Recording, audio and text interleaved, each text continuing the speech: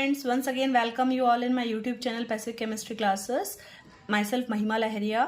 Students, आज का जो टॉपिक है वो फिर से रोटेशनल स्पेक्ट्रोस्कोपी, माइक्रोवेव स्पेक्ट्रोस्कोपी से है. The topic is isotopic substitution.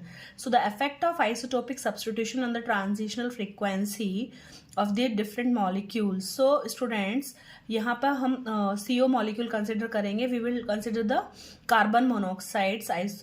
So we know that. What are the isotopes? First, what is the definition of isotopes? As we know that isotopes are the atoms which will have the different, means they are the atoms of the same element. For example, carbon. So how many carbon isotopes are there? So what are the isotopes? Isotopes are the atoms of the same elements which will have the different mass number and the same atomic number. For example, we know na carbon will have, what is atomic number of carbon? 6. But what are the mass number of carbon?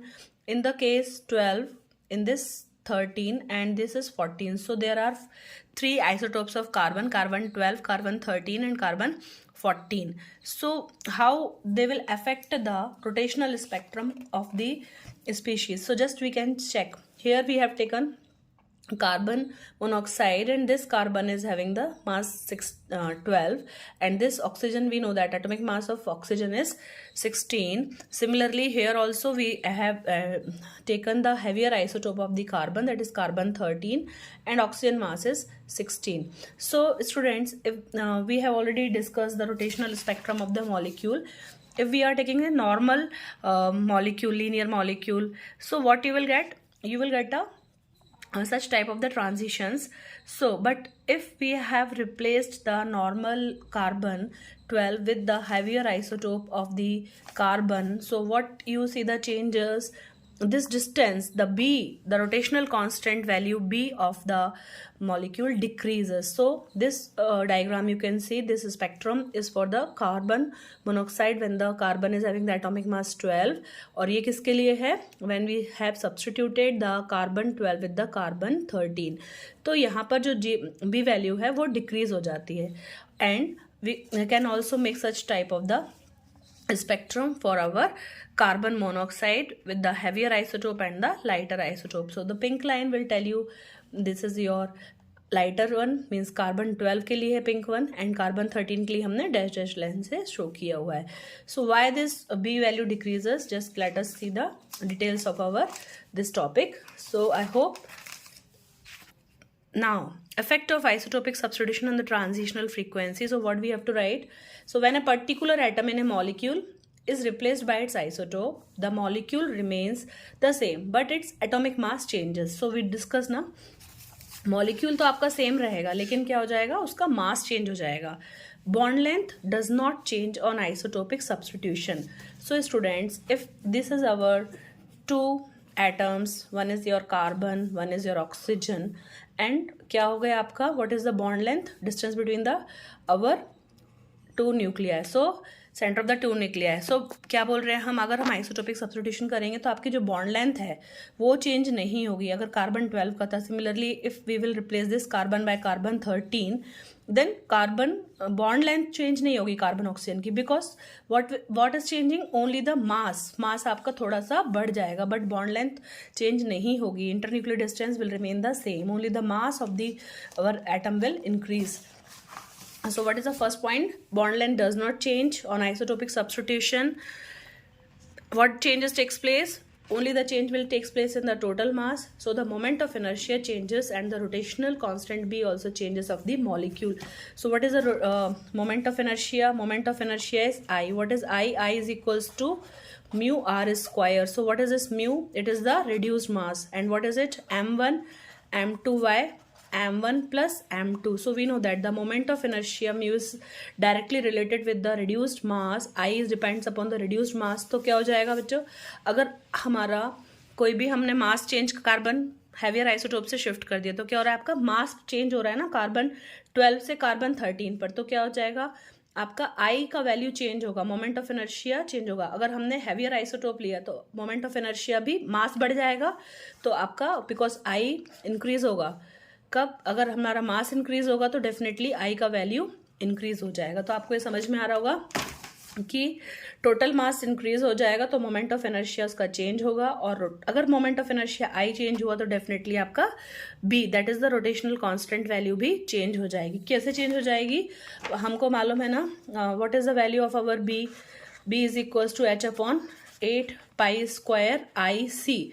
सो यहाँ पर जो B है किस पे relation क्या हो रहेगा हमारा? ये इन्वर्सली प्रोपोर्शनल होगा। अगर हमारा मोमेंट ऑफ इनर्शिया बढ़ेगा तो बी डिक्रीज होगा, अगर बी बढ़ेगा तो I, so they are inversely related to each other. तो अगर हमारा आई का वैल्यू बढ़ेगा तो बी का वैल्यू घटेगा, means the moment rotational constant B value will decreases because it depends upon the I. So just we will see that.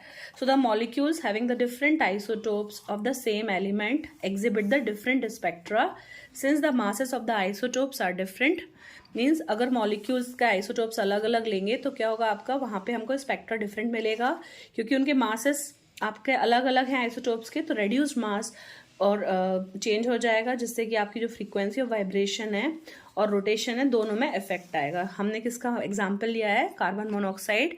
Carbon 12 is substituted by carbon 13। So carbon monoxide में क्या होगा, जो vibrational frequency है lighter species की वो larger होगी than of the heavier one.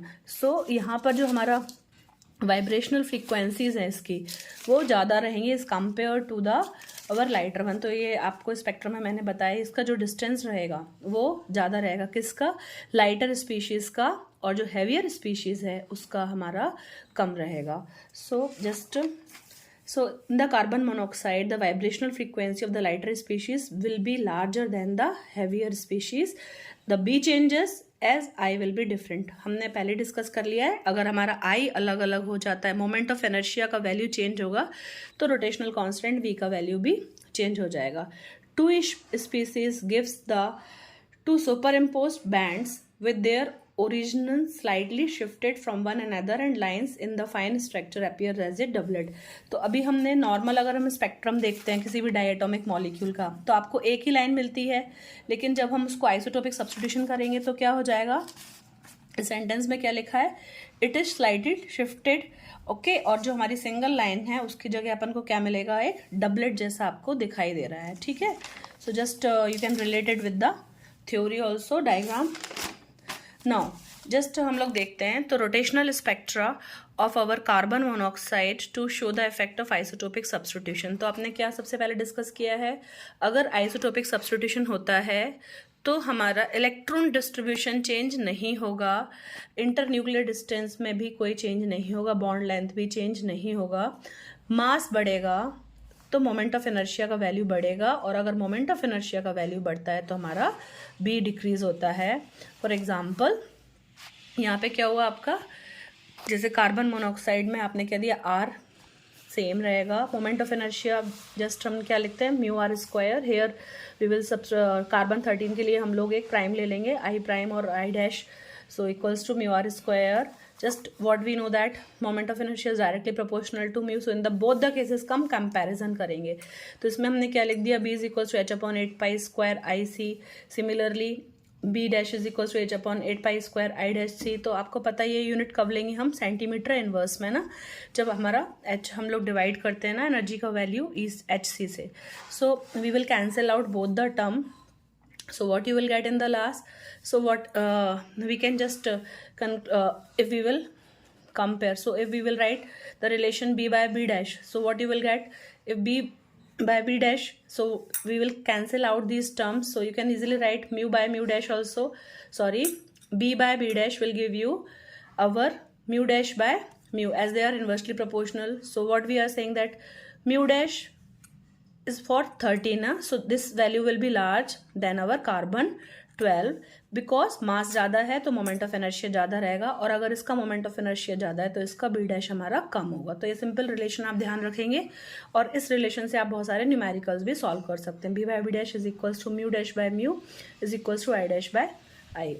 इसको थोड़ा सा और हम डिटेल्स में सॉल्व कर लेते हैं। कंपेरिजन किया है मैंने कि अगर हमारा रोटेशनल स्पेक्ट्रा ऑफ कार्बन 12 और कार्बन 13 का देखोगे तो आपने अभी देखा ना कार्बन 12 का जो हमारा वी वैल्यू रहेगा वो ज़्यादा रहेगा, क्योंकि इसका आई कम हो जाएगा, आई इधर पे ज़्यादा होगा ना, आपका मोमेंट ऑफ इनर्शिया कार्बन 13 का ज़्यादा होगा। तो यहाँ पे जो फाइंड आउट हुआ है कैलकुलेशंस में, तो आपका जो कार्बन 12 के लिए है वो लाइन स्पेसिंग हमको कितना मिल रहा है, 3.8423 B centimetre inverse, and in this case क्या मिल रहा है हमको, 3.67337 सेंटीमीटर इनवर्स। तो हमारा किस में ज़्यादा है वी वैल्यू, हमारा कार्बन 12 में है ना। तो आप ये ध्यान से देखते जाइए, बी वैल्यू लाइटर आइसोटोप्स के लिए ज़्यादा होगा और जो हमारे हैवियर आइसोटोप्स हैं उसके लिए कम होगा। इसलिए ये जो स्पेक्ट्रा है इसमें आप देख सकते हो यहाँ पे जो डिस्टेंस है वो भी थोड़ा सा कम है, लाइटर का ज़्यादा है और हमारा जो हैवियर आइसोटोप है उसमें डिस्टेंस कम है।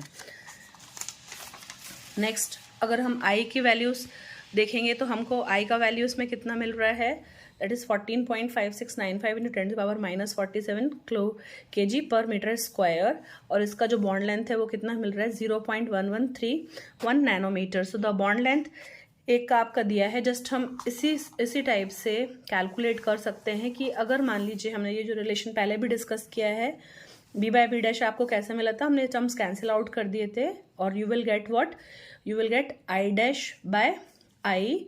एंड अगर हम इसको what is I, we know that what is I, moment of inertia हमारा क्या होता है, that is m1 m2 upon m1 plus m2। So हम क्या रख सकते हैं, अगर आई डैश अपॉन आई है तो इसके लिए हम रिप्लेस कर सकते हैं relation mu dash by mu रख सकते हैं ना, क्योंकि आप रिलेट कर रहे हो। और अगर हम कंपैरिजन करेंगे moment of inertia of our, mu dash किसके लिए लिया है हमने, 13 स्पीशीज के लिए, म्यू किसके लिए है हमने, 12 स्पीशीज के लिए। तो हमका जो हमारा जो रेशियो आ रहा है वो कितना आ रहा है, 1.046।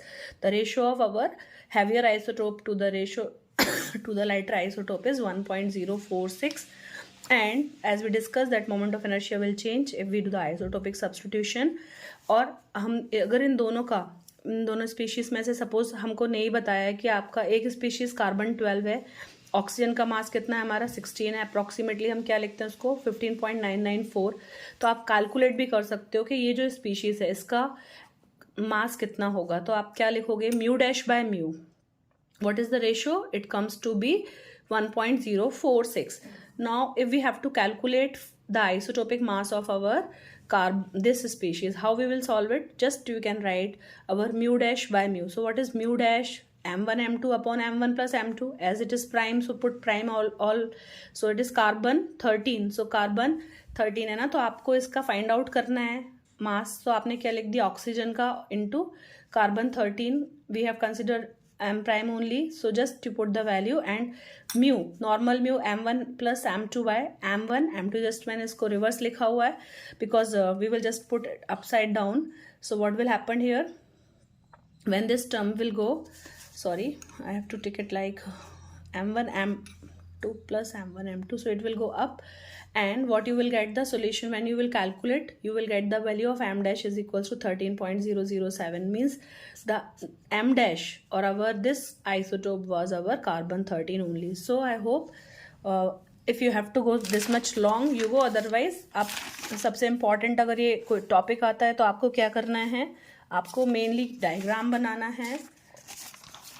just you have to in the beginning make the diagram of this isotope. कोई भी अगर आपसे effect of substitutions isotopic substitution पूछते हैं तो little bit you just tell about that heavier isotope जो हमारा होगा उसका जो हमारा आई वैल्यू होगा वो बढ़ जाएगा, और अगर आई वैल्यू बढ़ेगा तो हमारा बी वैल्यू डाउन हो जाता है, और अगर बी वैल्यू डाउन है तो हमारा ये जो स्पेसिंग है that will decrease consequently comparison to our lighter isotope. तो ये डायग्राम देना है, एक आपको ये स्पेक्ट्रम भी इसमें ड्रॉ करना है। So you can easily see the spectrum for the lighter isotope हमने पिंक लाइन से शो किया है, और आपका जो हैवियर आइसोटोप है डैश लाइन से शो किया है। एज इट इज़ डिक्रीज तो थोड़ा सा पहले आ जाएगा, है ना, ये डबलेट जैसा आपको दिखाई दे रहा है। Thanks for watching the video, I hope आपको समझ में आया टॉपिक।